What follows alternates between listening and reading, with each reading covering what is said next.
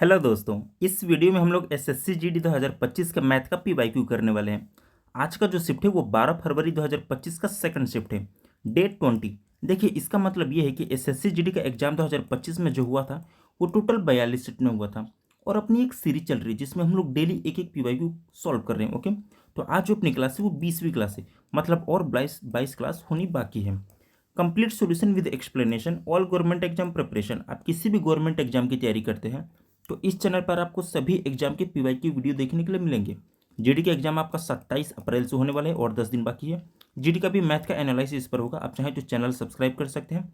चलिए हम लोग शुरू करते हैं। इसमें टोटल 20 क्वेश्चन है। ओके, और इसको हम बहुत ट्रिकी तरीके से करेंगे, मतलब कम टाइम में। एसएससी में मेन खेल टाइमिंग का है। देखिए हमारा पहला क्वेश्चन क्या है। एक टंकी को भरने के लिए 6 पाइपों की आवश्यकता 1 घंटा 45 मिनट लगती है। यदि केवल 3 समान प्रकार के पाइपों का उपयोग किया जाए तो इसमें कितना समय लगेगा। ओके, देखिए क्वेश्चन कहने का मतलब है, आप भाड़े पे पाइप लाए। ओके, और आपने 6 पाइप लाए, सबकी लंबाई चौड़ाई बराबर है और आप अपने खेत में पानी चला रहे हैं, तो आपका खेत 1 घंटा 45 मिनट में कंप्लीट हो जाता है। ओके, लेकिन आप चाहते कि भाई अब मेरे को 3 पाइप से ही काम चलाना पड़ेगा, तो आपने पाइप आधा किया तो समय तो अब दोगुना लगेगा ना। तो आप 1.45 का दोगुना करेंगे तो कितना होगा, 1 घंटा 2 घंटा और 45 गुड़े 2 यानी 90 मिनट, यानी आप कहेंगे 3 घंटा 30 मिनट लगा। आप 3 पाइप से चलाएंगे तो 3 घंटा 30 मिनट लगेगा, ऑप्शन सेकंड। उम्मीद है आपको समझ में आया होगा। चलिए नेक्स्ट क्वेश्चन, क्वेश्चन नंबर 2। देखिए ये भी मजेदार क्वेश्चन है, एसएससी में मेल खेल टाइमिंग का है, टाइमिंग आपको बचाना है। क्वेश्चन नंबर 2, 12 संख्याओं का औसत 49.5 है। पहली 5 संख्याओं का औसत 45 है और अगली 4 संख्याओं का औसत 53.25 रुपये।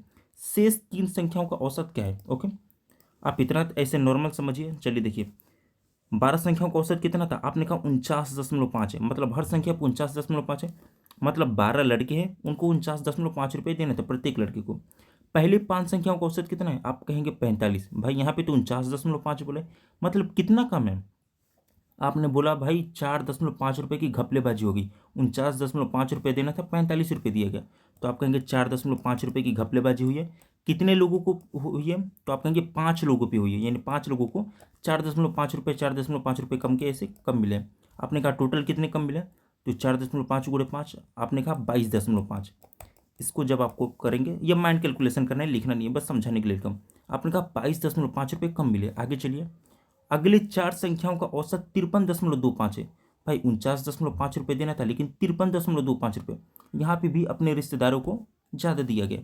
तो आप यहाँ से भी देखेंगे कितना ज़्यादा हुआ है। आपने कहेंगे कि 0.5, 3.25, आप कहेंगे 3.75 रुपये ज़्यादा दिया गया है। ओके, यहाँ तक समझ में। कितने लोगों को, आप कहेंगे 4 लोगों को दिया गया है। टोटल कितना रुपये एक्स्ट्रा, आप कहेंगे 3 चौक 12, 1.5 दूना 3, यानी 15 रुपये। अच्छा आप एक बात बताइए, शॉर्ट कैलकुलेशन है, इनको 22.5 रुपये कम दिया गया है, इनको ज़्यादा दिया गया है, हमें सबको बराबर करके चलना है, तभी तो औसत का तो यही रूल है। तो आपने कहा कि भाई ये जो 15 रुपये एक्स्ट्रा है हम इनको दे देते हैं ताकि इनके घपलेबाजी मिट जाए, तो आपने 15 रुपये दे दिया। आपने कहा कि भाई अभी भी 7.5 रुपये कम पड़ रहे हैं, तो मतलब वो 7.5 रुपये अभी भी हमें चाहिए, मतलब वो किसको दिया गया है, तो आपने कहा कि ये इनको दिया गया है। आपने कहा 7.5 रुपये किनको दिए गए, इन 3 को दिया गया। तो आप 3 से डिवाइड करने के प्रत्येक व्यक्ति को इतना दिया गया, तो आप कहेंगे 1.5, 3, 3 दूना 6 और 6, तो आप कहेंगे 2.5 भर में विभाजित हो जाए, यानी यहाँ के पैसे इन 3 को दिया गया, तभी तो इनका औसत कम था। तो आप कहेंगे इनका औसत कितना था, आप कहेंगे 49.5 शुरू में बोला था, उसमें 2.5 जोड़ दीजिए, आप कहेंगे 50×2 52, ऑप्शन थर्ड। उम्मीद है आपको समझ में आएगा। कैलकुलेशन में कुछ नहीं था, एक्सप्लेन करने में टाइम लगा, और एक्सप्लेन करने में भाई टाइम लगता है, कैलकुलेशन शॉर्ट होना चाहिए बस। चलिए next question, question number 20, sorry question number 3। 20 लोगों की एक टीम किसी कार्य को 15 दिनों में पूरा कर सकती है।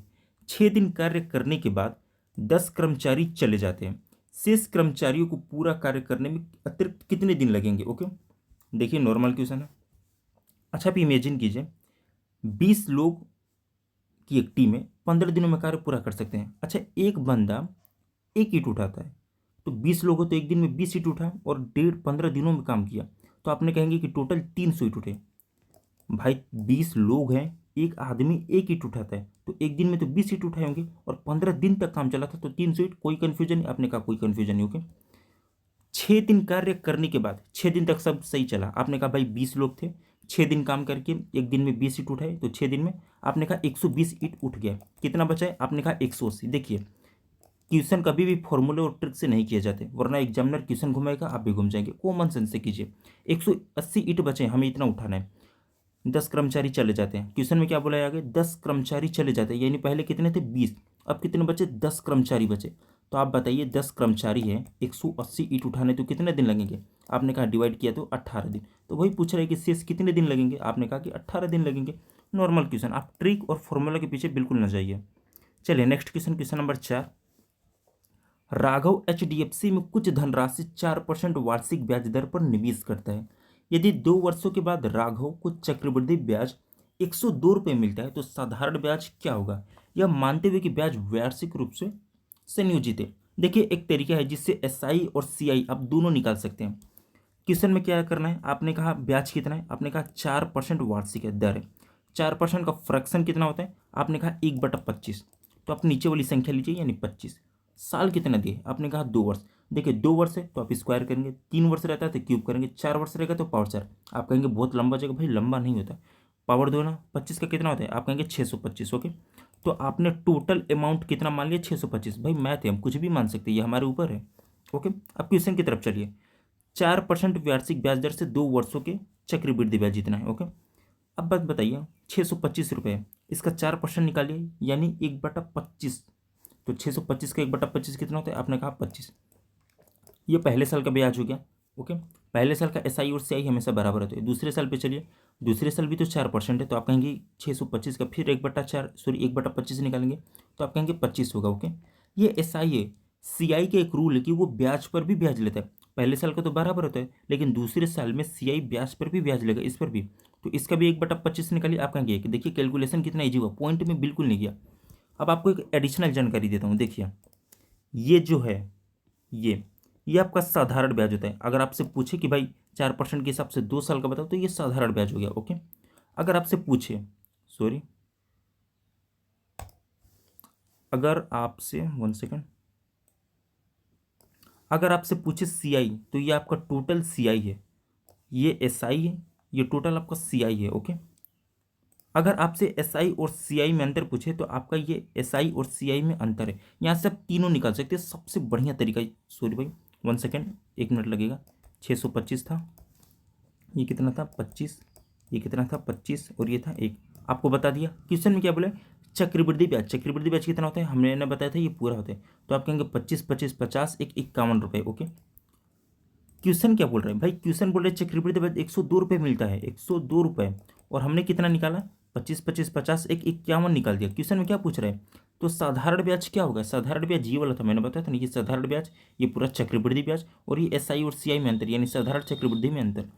साधारण कितना है, आप कहेंगे 25 25 50, आपने कहा कि इतना है, तो बस वही पूछा है कि साधारण ब्याज कितना होगा, इसको नॉर्मल कैलकुलेट कीजिए, ये बहुत ईजी मेथड है।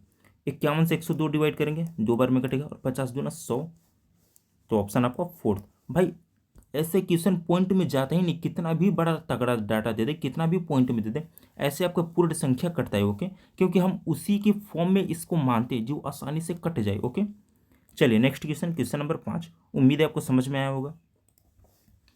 यदि समान ब्याज दर पर 2 वर्षों में साधारण ब्याज 40 रुपये और चक्रवृद्धि ब्याज 60 रुपये, तो मूलधन क्या है। देखिए उसी तरीके से हम करेंगे, कितना ईजी था। आपने कहा कि भाई यहाँ पे तो दर दिया ही नहीं है, कोई बात नहीं, 2 वर्षों में साधारण ब्याज 40 है, साधारण ब्याज हर साल का बराबर होता है, यहाँ तक तो आपको कन्फ्यूजन नहीं होगा, आपने कहेंगे बिल्कुल। तो भाई जब 2 साल का साधारण ब्याज 40 रुपये, तो 1 साल का 20 रुपये और दूसरे साल का 20 रुपये बराबर है, आपने कहा बिल्कुल। CI चक्रवृद्धि ब्याज का क्या रूल है, वो ब्याज पर भी ब्याज लेता है, पहले साल का बराबर होता है, कोई दिक्कत नहीं, दूसरे साल क्या पाए, लेकिन यहाँ पे ऊपर ब्याज बचा, यानी इस पर भी CI ब्याज लेगा। कितना लेगा, तो आपने देखा कि SI 40 रुपये था, 20 20 हो गया, और यहाँ पे CI 60 रुपये है, 2 ही साल का। अब ये बताइए 2 साल का जब 40 रुपये साधारण हो गया, मतलब 2 साल, सॉरी ये 20 रुपये आपका CI होगा। देखिए 20 40 60, 60 रुपये चक्रवृद्धि ब्याज हो गया, 20 40 40 रुपये आपका साधारण हो गया। और एक बार बता देता हूँ, ये जो पूरा है ये चक्रवृद्धि ब्याज होता है, ये जो बस इतना है ये साधारण ब्याज होता है, और ये जो इतना है ये CI और SI का अंतर होता है। ओके, क्वेश्चन में हमसे क्या पूछा है, मूलधन क्या है। ओके, अच्छा अब एक बात बताइए, समझने की कोशिश कीजिए, एक्सप्लेन करने में टाइम लगता है। तो मूलधन क्या है। आप ये बताइए कि ये इस पर ब्याज मिला है, ये जो है 1 सेकेंड, ये इस पर ब्याज मिला है तो कितना मिला है। आपने कहा कि भाई 20 रुपये ब्याज था और 20 रुपये पे पूरे 20 रुपये ब्याज मिल गया, मतलब 100% ब्याज मिला है। तो भाई ये भी जो 20 रुपये मिला है, ये ऊपर वाले का ये भी तो 100% ब्याज मिला होगा। तो आप कहेंगे बिल्कुल मिला होगा। तो इसका 100% कितना होगा, आप कहेंगे 20 ही होगा। तो ऑप्शन सेकंड आपका सही हो जाएगा। उम्मीद है आपको समझ में आया होगा, शॉर्ट तरीका। एसएससी में मेन खेल टाइमिंग का है, आपको टाइमिंग तो बचाना ही पड़ेगा। चलिए next question. Question number 6, 250 metre और 350 मीटर लंबी दो रेलगाड़ी के विपरीत दिशाओं में 35 किलोमीटर प्रति घंटा और 25 किलोमीटर प्रति घंटा की गति से चलते हुए कितने सेकंड में एक दूसरे को पार करेंगे। देखिए, जब दो रेलगाड़ी विपरीत दिशा में चले तो उनकी चाल जुड़ जाती है, लेकिन जब एक ही दिशा में चले तो उनकी चाल माइनस हो जाती है। और यहाँ पर क्या है, विपरीत दिशा, तो यहाँ पे चाल जुड़ेगी। ओके, हमसे पूछा क्या, हमसे समय पूछा है, तो समय बराबर कितना होता है, दूरी बटा चाल। दूरी ऐड कीजिए, ये ट्रेन की लंबाई ही दूरी है। आप कहेंगे 2, 300, 500 और 550, ये 600, यानी दूरी 600। समय बराबर दूरी बटा चाल। चाल कितना है, आप दोनों को ऐड कीजिए, 25 और 35, 30, 20, 50 और 60, तो आप कहेंगे 60। अब ये देखिए, हमसे सेकंड में पूछा है, ये भी मीटर में, कोई दिक्कत नहीं, लेकिन 60 आपका किलोमीटर प्रति घंटा में, इसको मीटर प्रति सेकंड में बदलिए। मीटर प्रति सेकंड में बदलने के लिए 18/5 से, सॉरी 5/18 से गुणा किया जाता है। 5 ये, 18 नीचे पलट के ऊपर चला जाएगा। अगर किलोमीटर प्रति घंटा में बदलना हो तो 18/5 से गुणा करते हैं। अब इसको बस काट पीट करना है, कुछ है नहीं। 60 से काटेंगे, ये 10 बार में कटा। ये 5 से काटेंगे तो 2 बार में कटा। और 18 दूना 36, ऑप्शन फोर्थ। उम्मीद है आपको समझ में आएगा, कुछ था नहीं वैसे। चलिए नेक्स्ट क्वेश्चन, क्वेश्चन नंबर 7, सरलीकरण या जो भी हो। देखिए, सबसे पहले हम छोटे कोष्टक को सोल्व करते हैं क्वेश्चन नंबर 7 में। आप कहेंगे कि भाई पीछे से हम करते हैं, क्योंकि ये थोड़ा बड़ा है, छोटे में से मझले में डायरेक्ट चले जाएंगे। 18 में से 14 जाएगा, कितना बचेगा, आपने कहा 4। 2 से ये 4 कट जाएगा, कितना बचेगा, आपने कहा 2। ओके, अब 6 में 3 से भाग देंगे, भाई कोष्टक के बाद क्या आता है, भाग ही आता है। 6 में 3 से भाग देंगे तो आप कहेंगे 2 बार चला जाएगा। 2 और गुणे 2, आपने कहा 4। यहाँ तक तो आपका सोल्यूशन हो गया, आपने कहा बिल्कुल 4 आया। यानी 17 गुणे 19 और ये गुणे 4, तो 9 चौक, पहले देखिए मतलब यही ना, 17 गुणे 9 गुणे 4, तो आप कह सकते हैं कि 7 9 63, इकाई अंक 3 आया। और 3 चौक 12, इकाई अंक 2, ऑप्शन थर्ड। यहाँ पे इकाई अंक हम इस्तेमाल करेंगे। उम्मीद है आपको समझ में आ गया होगा। चलिए नेक्स्ट क्वेश्चन, क्वेश्चन नंबर 8, ये भी वही है।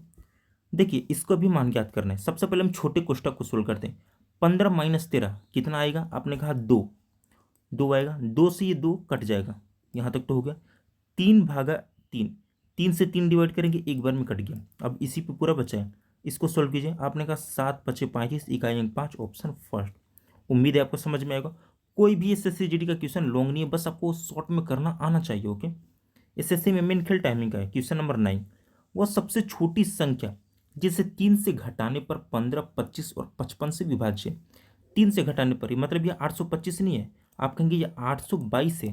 क्वेश्चन में बोला 3 घटाने पर, ये 822 में से 3 जाएगा तो 819 बचेगा, ये समझाने के लिए भी है। 828 में से 3 जाएगा तो 825 बचेगा। ओके, और 831 में से 3 जाएगा तो आप कहेंगे 828 बचेगा। अच्छा, आप एक बात बताइए, 15, 25 और 55 से विभाजित हो जाती है, ये इकाई अंक सब में 5 है, मतलब 5 का जब मल्टीपल करेंगे तो या तो इकाई अंक 0 आएगा या 5 आएगा। भाई 25 दूना 50, 0 आया ना, 25 3 75, 5 आया ना। ठीक भाई, आपने देखा कि इन तीनों ऑप्शन में बस एक ही में 5 है, तो ऑप्शन आपका थर्ड हो जाएगा। डिवाइड करने की भी जरूरत नहीं है। उम्मीद है आपको समझ में आएगा। चलिए next question, question number 10। Question number 10, वह सबसे बड़ी संख्या क्या है जो 175 और 385 को विभाजित करने पर क्रमशः 4 और 5 शेषफल छोड़ दिए। देखिए, पहले तो आपको ये माइनस ही करना पड़ेगा। 175 में से 4 जाएगा तो आप कहेंगे 171। Okay, 1 second, 171। और 385 में से 5 जाएगा तो आप कहेंगे 380। देखिए, अगर ये तो छोटा क्वेश्चन है, आप डिवाइड करके देख सकते हैं, लेकिन अगर बड़ा क्वेश्चन आ जाए, संख्या हजारों में हो, तो आप क्या करेंगे, आप इन दोनों का डिफरेंट निकालेंगे, वही इसी का फैक्टर आपका आंसर होता है। आपने देखा कि भाई 171 और 380 पूरी तरह डिवाइड हो जाए, ये तो जीरो है लास्ट में, ये तो बस जीरो ही देगा, ये हो नहीं सकता। ये सम है, इकाई अंक 2 है, सम से गुणा कितना भी कीजिए सम ही आएगा। ये विषम है तो 171 तो आ नहीं सकता। बच्चा 21 और 19, 19 दहा में कितना होता है, सॉरी 1 सेकेंड, 1 सेकेंड, 4 और 5 शेषफल बढ़ती है, क्वेश्चन तो सब सही है। तो 19 से तो 171 आपको पूरा डिवाइड हो ही जाता है। ओके, आपने देखा कि इकाइयाँ क्या गया, 0, 1 और 9, ये तो 10 पे ही देखा, तो ऑप्शन आपका ये सही हो जाएगा। 19 गुणे 9 कितना होता है, 19 9 171 होता है, ऑप्शन थर्ड। मैंने बस तरीका बताया कि बड़ा क्वेश्चन है तो आपको सोल्व कैसे करना है। ये 19 से आपका डिवाइड हो जाता है। ओके, चलिए नेक्स्ट क्वेश्चन, क्वेश्चन नंबर 11। देखिए एसएससी में 3 से 4 क्वेश्चन, लगभग 3 क्वेश्चन ईजी आते हैं, लेकिन वो कैलकुलेटिव होते हैं, जिनमें से एक टाइप ये है, बहुत ईजी है लेकिन इसमें बहुत ज़्यादा समय लगता है। क्वेश्चन नंबर 11, 3 क्रमागत महीनों में ईंधन का मूल्य 25%, 15%, 45% कम हो जाता है, लेकिन चौथे महीने में 65% बढ़ जाता है। वास्तविक मूल्य की तुलना में चौथे महीने में ईंधन के मूल्य में प्रतिशत वृद्धि कमी क्या है। आपने देखा है कि कुछ लोग ऐसे करके निकालते हैं, फिर कुछ लोग ऐसे करके निकालते हैं, और यहाँ का डाटा यहाँ, यहाँ का डाटा यहाँ, और फिर यहाँ से डिफरेंट, भाई बात वही हो जाती है। ओके, उससे अच्छा हम डायरेक्ट ऐसे करते हैं, ईजी पड़ता है। 3 क्रमागत महीने में आपने 100 रुपये दाम मान लिया, 100 रुपये प्राइस पेट्रोल का, कोई दिक्कत नहीं, कोई दिक्कत नहीं। 25% कम हो जाता है, 25% की फ्रैक्शन 1/4 होती है, मतलब पहले भाई उसका प्राइस 4 रुपये था, अब 1 रुपये कम हो गया, 3 रुपये हो गया। आप अगर 175 लेते तो काट पीट के 4 3 आता है, उससे अच्छा डायरेक्ट एक ही सही कीजिए।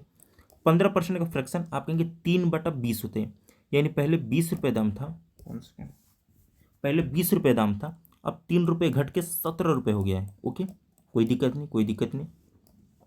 अब 45% कम हो जाता है, 45% का फ्रैक्शन कितना होता है, आप कहेंगे 9/20 होता है, यानी पहले 20 रुपये दाम था, अब 9 रुपये कम हो गया, यानी इसका दाम 11 रुपये हो गया। ओके, कोई दिक्कत नहीं। फिर क्या करें, चौथे महीने में 65% बढ़ जाते हैं, 65% का फ्रैक्शन कितना होता है, आप कहेंगे 12 × 5 = 60 13, आप कहेंगे 13/20, यानी पहले इसका दाम 20 रुपये था, अब 13 रुपये इंक्रीज हो गया है। ओके, 13 रुपये इंक्रीज हो गया तो कितना हो गया, आपने कहा 33 रुपये हो गया। अब बस इसी को आपको काट पीट करना है। ओके, तो देखिए कैसे करें, आपने सबसे पहले 20 से ये 100 डिवाइड कर दिया, 5 बार में डिवाइड हो गया। ओके, और कोई डिवाइड होने वाला तो है नहीं, तो आपको इसको गुणा करना ही पड़ेगा, और कोई भी तरीका नहीं है। गुणा तो आपको करना ही पड़ेगा, मैंने बोला था ना कि कैलकुलेशन है, मैं गुणा करता हूँ, स्क्रीन पे करूँगा, उतना जगह भी नहीं है, टाइम लगेगा। ओके, डायरेक्ट गुणा करके फाइनल आता हूँ। तो देखिए मैंने कैलकुलेट किया तो मेरा आया 57.85, यानी 100 रुपये पेट्रोल का दाम था, अब कितना हो गया, आप कहेंगे 57.85 रुपये। कितने की कमी हुई, तो 100 में से घटा दीजिए, तो आप कहेंगे 42.14% की कमी होगी, ऑप्शन फर्स्ट। ये इजी था, कुछ है नहीं, लेकिन कैलकुलेशन है। एसएससी हमेशा ऐसा देता है ताकि कोई लड़का टॉप ना करे, 1 2 कम हमेशा रहे, ताकि बना रहे, कि लेवल बना रहे। ओके, चलिए नेक्स्ट क्वेश्चन, 11 तो हो गया, 12। क्वेश्चन नंबर 12, जाकिर शहर ए से शहर बी की यात्रा करता है, यदि जाकिर अपनी कार को अपनी सामान्य गति की 3/8 गति से चलाता है तो वह शहर बी तक 45 मिनट देर से पहुंचता है। वह समय ज्ञात कीजिए मिनटों में, जो जाकिर को शहर ए से शहर बी की यात्रा करने में लगता है यदि वो अपनी सामान्य गाड़ी से गति चलाता है। देखिए क्वेश्चन बहुत ईजी है। जाकिर है वो शहर जाता है, ओके, तो 3/8 नीचे वाला रियल होता है, यानी पहले वो 8 की स्पीड से गाड़ी चलाता था, अब 3 से, बोला है ना, गति की 3/8 गति से चलाते हैं, मतलब पहले 8 की स्पीड से चलाता था, अब 3 की स्पीड से चलाते हैं। तो आप ये बताइए पहले कितना समय लगता था, आप कहेंगे भाई पहले, सॉरी, जब दूरी हमेशा बराबर हो तो पहले 3 समय लगता था, अब 8 समय लगता है। आप कहेंगे भाई ऐसे कैसे, इमेजिन कीजिए आप 4 की स्पीड से स्कूल जा रहे हैं, आप 4 की स्पीड से स्कूल जा रहे हैं, आपका दोस्त 5 की स्पीड से जा रहा है, और 20 किलोमीटर स्कूल है आपका। ओके, तो आपको कितना घंटा लगेगा, 5 घंटा, आपके दोस्त को 4 घंटा, उल्टा हो गया ना। ठीक वैसे ही होता है जब समान दूरी हो तो पहले 3 घंटे लगते थे, मतलब 3 यूनिट, अब 8 यूनिट, कितना यूनिट ज़्यादा, आप कहेंगे भाई 5 यूनिट ज़्यादा लगता है, लेकिन क्वेश्चन कह रहे हैं 5 यूनिट नहीं भाई, 45 मिनट देर लगता है। तो आप कहेंगे ठीक है, 1 यूनिट की वैल्यू हम 9 मान लेते हैं, बात बराबर। आपने कहा ठीक है। क्वेश्चन में पूछा कि सामान्य गति से जब वो जाता था, यानी सामान्य गति से इससे, तो कितना समय लगता था, तो आप कहेंगे 3 यूनिट लगता था, यानी 9 × 3 = 27, ऑप्शन फोर्थ। उम्मीद है आपको समझ में आया होगा। चलिए नेक्स्ट क्वेश्चन, क्वेश्चन नंबर 13। विपुल 5400 रुपये और विजय 9400 रुपये समान वार्षिक साधारण ब्याज दर पर निवेश करते हैं। यदि 4 वर्षों के अंत में विजय को विपुल से 840 रुपये अधिक ब्याज मिलता है तो वार्षिक ब्याज दर प्रतिशत में ज्ञात कीजिए। ओके, अच्छा यहाँ पे क्या बोला है, वार्षिक बोला है, वार्षिक मतलब एक वर्ष का हमें बताना है, प्रत्येक वर्ष का। और यहाँ पे 4 वर्ष का डाटा दिए, तो आप पहले एक वर्ष का डाटा निकालिए। तो आपने कहा 4 से डिवाइड कर दो, तो 4 दूनी 8, 4 1 में 4, आपने कहा 210 रुपये आ गया, कोई दिक्कत नहीं। अब ये बताइए, ये अंतर है, देखिए विजय को विपुल से 840 रुपये अधिक मिलता है, मतलब ये अंतर है। मान लो एक को 2 रुपये मिला, एक को 4 रुपये, तो वही कहते हैं कि ना कि 2 रुपये अधिक मिला, तो ये अंतर है। तो जब ये अंतर है तो इसका भी अंतर लेंगे। ये 5400 रुपये है और ये 9400 रुपये इन्वेस्ट किया, इससे इसने कितना अधिक इन्वेस्ट किया, आपने कहा कि 4000 रुपये। तो आप यही बोल सकते हैं कि भाई 4000 रुपये इन्वेस्ट किया गया और 2100 रुपये ज़्यादा ब्याज मिला। आप मुझे से हिंदी में तत्सम का पर्यायवाची पूछे तो तत्सम में ही आंसर दिया जाए, तद्भव में। वैसे ये भी डिफरेंट है तो ये भी डिफरेंट लेंगे। उसके बाद प्रतिशत हमसे पूछा है तो गुणे 100 करते हैं, प्रतिशत निकालने के लिए 100 गुणा करते हैं। ओके, चलिए इसको कैलकुलेट कीजिए। तो आप कहेंगे डबल जीरो और एक 3 जीरो, 3 जीरो से 3 जीरो कट गया, 4 से 21 डिवाइड करेंगे, 4 × 5 = 20, 5 में ऑप्शन एक ही आपका, ऑप्शन 4। उम्मीद है आपको समझ में आया होगा। चलिए next question, question number 14। SSC में मेन खेल टाइमिंग का होगा, टाइमिंग बचाना है। क्वेश्चन नंबर 14, 16%, 10% और 25% के 3 क्रमिक छूट के समतुल्य एकल छूट है। ये आपका सेकंड क्वेश्चन है जो टाइम आपका लेगा, 2 क्वेश्चन हो गए इस शिफ्ट में। तो देखिए भाई, एक वस्तु का मूल्य कितना रुपये था, आपने कहा 100 रुपये था, उसे 16% का छूट दिया गया। 16% का फ्रैक्शन 4/25, यानी पहले किसी चीज़ का दाम 25 रुपये था प्राइस, अब उसका दाम 21 रुपये हो गया। ओके, आगे क्या दिया है, 10 रुपये, सॉरी 10%, 10% का फ्रैक्शन 1/10, यानी पहले किसी का प्राइस 10 रुपये था, अब 1 रुपये कम 9 रुपये हो गया। ओके, आगे क्या दिया है, 25%, यानी 25% का फ्रैक्शन 1/4, यानी पहले किसी का प्राइस 4 रुपये था, अभी घटकर 3 रुपये हो गया। यही हमको बताना है। ओके, तो कैलकुलेट कीजिए, कुछ कट रहा है। आपने कहा 25 चौके 100, 4 बार में कट गया, और 4 से आपका ये 4 कट गया। ओके, अब इसको डिवाइड कीजिए। आप कहेंगे 9×3 = 27, 27 और गुणे 21। आप ऐसे देख सकते हैं कि 27 का 21 में गुणा हुआ, 27 का 10 में गुणा करेंगे 270, 27 का 20 में गुणा करेंगे तो 27 दूना 54, 540, और बचा एक, तो 540 में 27 जोड़िए तो कितना हो गया, 567। ओके, ये नीचे 10 है तो यहाँ पे एक जीरो हो गया, यानी 56.4। ओके, तो कितने प्रतिशत, मतलब 100 रुपये उस वस्तु का दाम था, अब उसको कितना पेमेंट करना है, 56.7 रुपये। तो कितने प्रतिशत की छूट मिली, तो आप 100 में से माइनस कीजिए। भाई आपने 26.7 रुपये पेमेंट किया, तो 100 में से 56 माइनस होगा तो आपका 40 और 3 43.3। ऑप्शन 4 आपका सही हो जाएगा। उम्मीद है आपको समझ में आया होगा। चलिए नेक्स्ट क्वेश्चन, क्वेश्चन नंबर 15। ये भी एक मजेदार क्वेश्चन। ओके, ये तीसरा क्वेश्चन हो गया आपका। क्वेश्चन नंबर 15, इसमें भी टाइम नहीं लगेगा, बहुत शॉर्ट में हो जाएगा। समूह ए में 38 सदस्य, समूह बी में 31 सदस्य, समूह सी में 52 सदस्य हैं। इन सभी समूहों के सदस्य एक रेस्टोरेंट जाते हैं। समूह ए, बी और सी के प्रत्येक सदस्य पर औसतन क्रमशः 375 रुपये, 309 रुपये, 298 रुपये व्यय होते हैं। प्रति सदस्य पर कुल औसत राशि कितने है, रुपये में बताना है। ओके, आपने एक औसत मान लीजिए, तो हम औसत क्या मानते हैं, देखिए बीच वाली मानने में दिक्कत होती है, एक बार प्लस करना पड़ता है, एक बार माइनस, तो एक स्टेप ज़्यादा हो जाता है, इसलिए आप सबसे छोटी संख्या मानिए। आपने कहा सबसे छोटी संख्या इसमें कौन सी है, आपने कहा 309, इससे कोई छोटी संख्या नहीं होगी। हमने औसत 309 रुपये मान लिया, कोई दिक्कत, आपने कहा बिल्कुल नहीं। चलिए, ये हमारा औसत है। अब क्वेश्चन में क्या बोला है, समूह ए में 38 सदस्य हैं और उसने 375 रुपये खर्च किए। भाई हमने औसत 309 रुपये माना था और सबको 309 रुपये ही खर्च करने थे, इसने 375 रुपये खर्च किए। कितना ज़्यादा खर्च किया, आप बोलेंगे कि 375 में से 309 माइनस होगा 66, इसने भाई 66 रुपये ज़्यादा खर्च किए। कितने लोगों ने किए, आपने कहा 38 लोगों ने, तो आप 66 गुणे 38 कितना होगा, 66 गुणे 38 तो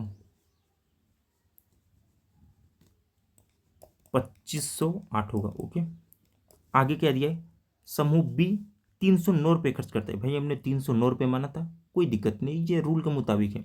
आगे क्या है, 298, सॉरी भाई 298 मानना था यार, छोटा यहाँ पर एक, फिर माइनस करना पड़ेगा ना, तो एक स्टेप ज़्यादा हो जाता है। चलिए तो हम क्या करें अब, चलिए करते हैं, क्या ही कर सकते हैं, लेकिन ये रहेगा कि एक स्टेप ज़्यादा हो जाएगा। आप हमेशा छोटी संख्या ही मानेगा। आगे क्या है, 298, कितना कम है 298, आप कहेंगे कि 2 और 9 11 रुपये। आप कहेंगे भाई 11 रुपये हमने खर्च किया, कितने लोग हो, तो आपने कहा कि हम 52 लोग हैं, तो 52 गुणे कितने रुपये खर्च किए, तो आपने कहा 11 रुपये, तो कितना होगा 520 और 52 572, आपने कहा 572। अब ये देखिए, ये ज़्यादा रुपये इतने खर्च किए हैं और ये इतने रुपये कम खर्च किए हैं। ओके, तो हम क्या करते हैं कि ज़्यादा में से माइनस करके इक्वल करेंगे कि वास्तविक ज़्यादा खर्च या कम खर्च कितना हुआ है। तो आप कहेंगे कि 2508 में से कितना है 572 माइनस कर दीजिए। वही अगर हम छोटा वाला माना होता ना तो स्टेप नहीं आता। आपने कहा कि भाई हमने 1936 रुपये एक्स्ट्रा खर्च किए हैं, हमने 1936 रुपये एक्स्ट्रा खर्च किए सब लोगों ने मिला के। और कितने टोटल लोग थे, आप कहेंगे कि 38 और 31 52, टोटल जोड़ने पर कितना होता है, आप कहेंगे 121 लोग। अब 121 लोग में ये पूरे पैसे बराबर विभाजित कर दो भाई, वो पूरा कैलकुलेशन करोगे इसमें टाइम लगेगा। ये शॉर्ट तरीका है। अगर हम 298 माने होते ना तो ये हमारा एक स्टेप कम हो गया होता है।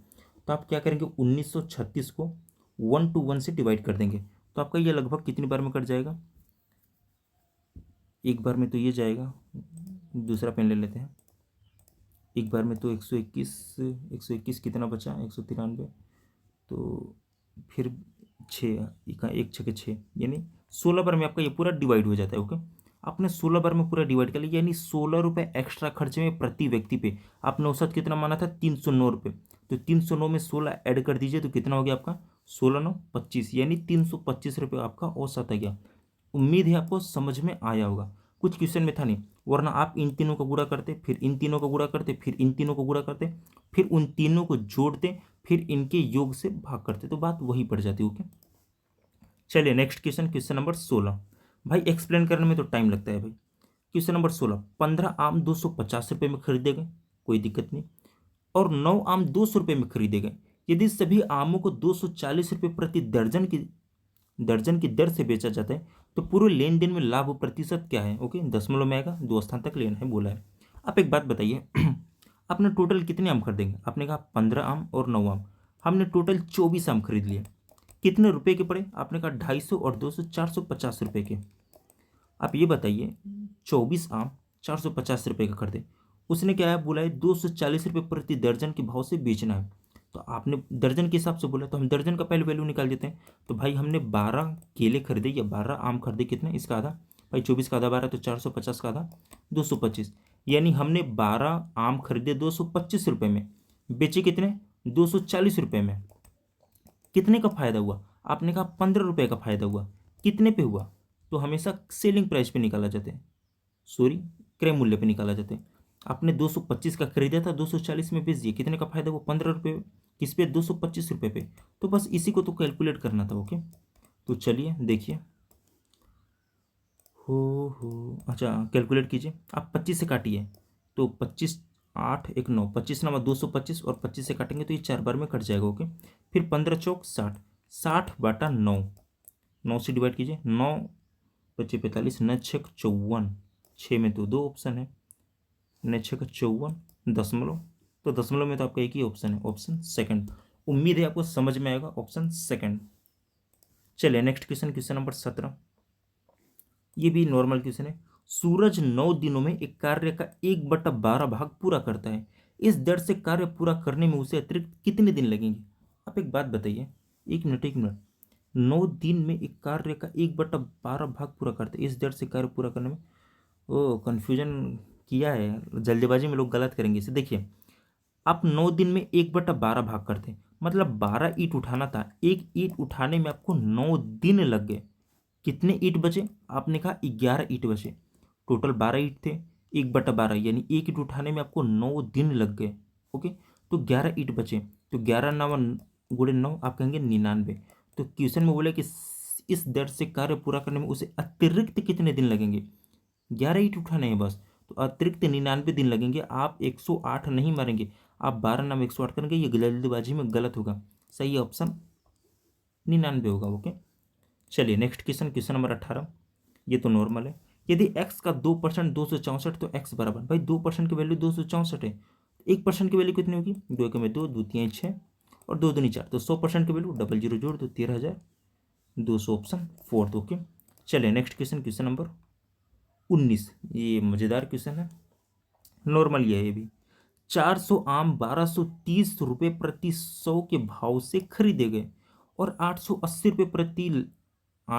रुपये के लाभ पर बेचे गए। आमों का विक्रय मूल्य प्रति दर्जन ज्ञात कीजिए। ओके, रुपये में। आप एक बात बताइए, 1230 रुपये प्रति 100, इसका मतलब ये होता है कि 100 आम 1230 रुपये के भाव से मिल रहे, तो 400 आम कितने के मिलेंगे? तो भाई 400 गुणा कर दो, तो 12 चौके 4800 और 3 चौके 30 चौके 120, तो 4920 रुपये। आपने 4920 रुपये के आम खरीदे और 880 रुपये के लाभ ऊपर बेचे, तो 880 रुपये इसमें जोड़ दो भाई। भाई आपने इतने का खरीदे था, इतने लाभ हुआ, तो कितना हुआ?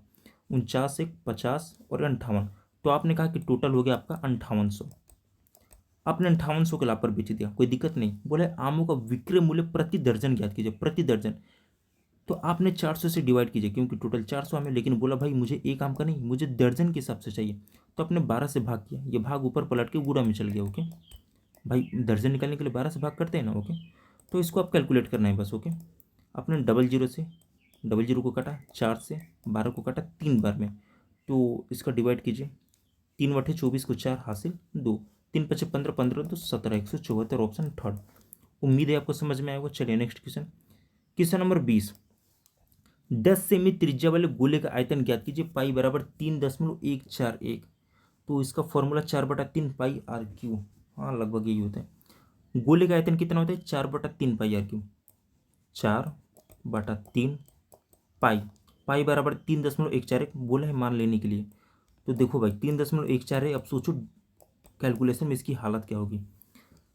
4/3 पाई आर क्यू, आर कितना है? 10, तो 10 का हम 3 बार गुणा करेंगे, तो एक काम कीजिए आप 10 का जो 3 बार गुणा करेंगे तो 3 जीरो आएगा ना, तो वही 3 जीरो इसमें डाल दीजिए, तो ये 10 में लोग खत्म हो जाएगा आपका।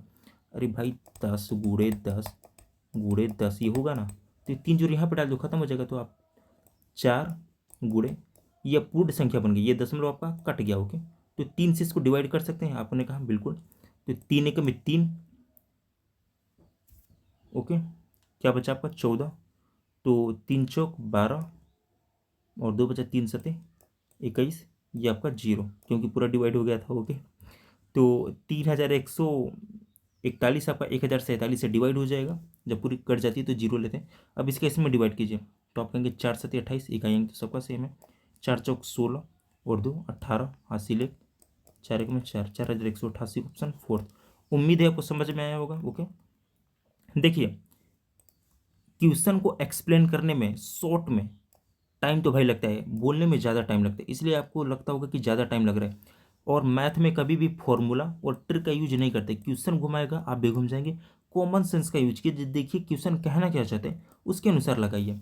ओके, और थैंक यू पूरा वीडियो देखने के लिए। चैनल का नाम PYQ विद सनी है। Complete PYQ series for all government exam, subscribe for daily PYQ video. SSC GD का एग्जाम 27 अप्रैल से शुरू हो गया और इस पर मैथ का एनालाइज होगा, तो आप चाहें तो चैनल सब्सक्राइब कर सकते हैं देखने के लिए। मैथ, रीजनिंग, हिंदी, GS इनका एनालाइज होता है उस पर। तो और 10 दिन बचाए, डेली सुबह शाम वीडियो अपलोड होगी, तो एग्जाम से पहले आपकी ये PYQ सीरीज खत्म हो जाएगी। चलिए मिलते हैं कल के वीडियो में, और 20 क्लास अपनी हो चुकी हैं। चलिए।